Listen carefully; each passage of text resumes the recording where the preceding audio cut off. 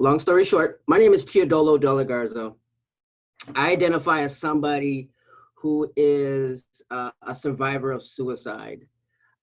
Just a brief intro of who I am and where I'm at today and things of that nature is I'm a person who, with lived experiences, which is one who lived in 17 years struggling with addiction. Over the course of my early youth years, I was encouraged to attend Catholic services weekly to ask our pastor to heal me from my sins. Growing up was really challenging. Having attempted to commit suicide at least 3 separate times, spiraled into a long journey of drug addiction, sex trafficking, and gang affiliation. I finally hit my bottom, and prison became my only option to find a new way to live. Prison became a stepping stone where I managed to earn an HSED. That HSED offered me the opportunity to explore various educational opportunities in the community in 2009. Despite my setbacks, being a 6-time felon, I took it upon myself to continue my success. I enrolled into Springfield College with little doubt concerned if I could be a gay counselor. For many, many years, being told that the way of living as a homosexual was not right. My journey in prison also propelled that experience as well. Despite my setbacks, being a 6-time felon and enrolling into Springfield College with little doubt concerned if I could be an effective counselor. Memories of my childhood began to sit in. I researched Springfield College and discovered it was a perfect fit. A diverse background of minorities who were seeking the same field I was in, not necessarily identifying as LGBT, but identifying that they saw themselves to be a counselor. Unaware of how this would change me and unaware of the impact it would have on me, I enrolled into college with the determination to find out who I was. Despite my fears, I continue to explore the possibilities of who I believe I am supposed to be. Today, I'm asked if in my undergraduate degree program from Springfield College if they offered me any teachings in conversion therapy practices. Honestly, no. It was never discussed, nor was it ever brought up in class. My second question is, why do I think that is? My response is, conversion therapy and/or reparative therapy is not evidence-based. There is absolutely no evidence to suggest conversion therapy works at all. In fact, data suggests that practices like this is dangerous. According to the ACA Code of Ethics, these ethical violations in these treatments include ineffective and may cause harm to patients and their families who fail to change. My undergrad degree in addiction studies was solely on the ACA Code of Ethics, do no harm to clients. In my undergraduate degree, some of the class topics are these here: substance abuse and abuse, prevention to treatment, social and political issues in addiction, addictions counseling, planning, advocacy, and administration of addiction services, nature, assessment, and treatment of food addiction, dynamics of case management, public health policies for obesity and food addiction, crisis intervention, adolescent development and context, coping with disease and death, family counseling, and underlying diverse cultures, and finally, law and legal advocacy. I'm also asked, take that back.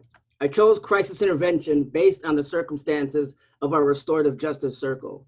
So going into the undergrad degree with addiction studies wasn't necessarily about my upcoming in terms of identifying as LGBT. It was more so to work with the Department of Corrections and the youth in the LGBT community. All during my 120 credits of my undergraduate degree in human services with a concentration in addiction studies, conversion therapy was never mentioned. Trained by staff in the helping profession in the ACA ethics, we were taught to honor diversity and embrace a multicultural approach in support of the worth, dignity, potential, and uniqueness of people within their social and cultural contexts. We were encouraged to promote social justice, safeguarding the integrity of the counselor-client relationship, and practicing in a competent and ethical manner. We were taught to uphold the professional standards to the highest regard. Finally, last question. If a friend comes to me saying they are thinking of attending this practice, conversion therapy, what would you recommend? What I would recommend as a substance abuse counselor is encouraging the client to do their research and find what works for them. and for them to see a therapist that they would like to pursue in a sense that's going to benefit their support. If they are in the interest of seeking conversion therapy, then that's totally up to the individual. It is not up to me to tell my client, no, you should not go to conversion therapy, this, and this, and this. That totally goes against the ACA Code of Ethics. And that's not what we were trained in our undergraduate degree. And that's my finals. That's what I have. Thank you for allowing me to speak. I really appreciate that. I hope I didn't take up too much of your time, and I also hope I wasn't too fast. I'm definitely open to questions if you have them. If not, we can move forward. I wanted to thank you for your time, Tiodolo. I just have one brief question, and it was, if you could have, when you were pursuing higher education, if you could have any professors know anything particular about the LGBTQI plus community that seems to be misrepresented, what would you have them know? What would you tell them about conversion therapy, whether they teach these practices or whether just in general, how to be an ally to the community?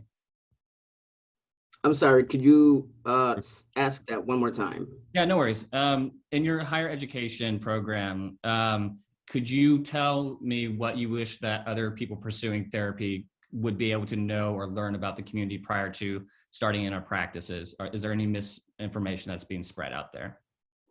To be honest with you, there's actually a few instructors from Springfield College who are actually online now. I invited quite a number of individuals from Springfield College.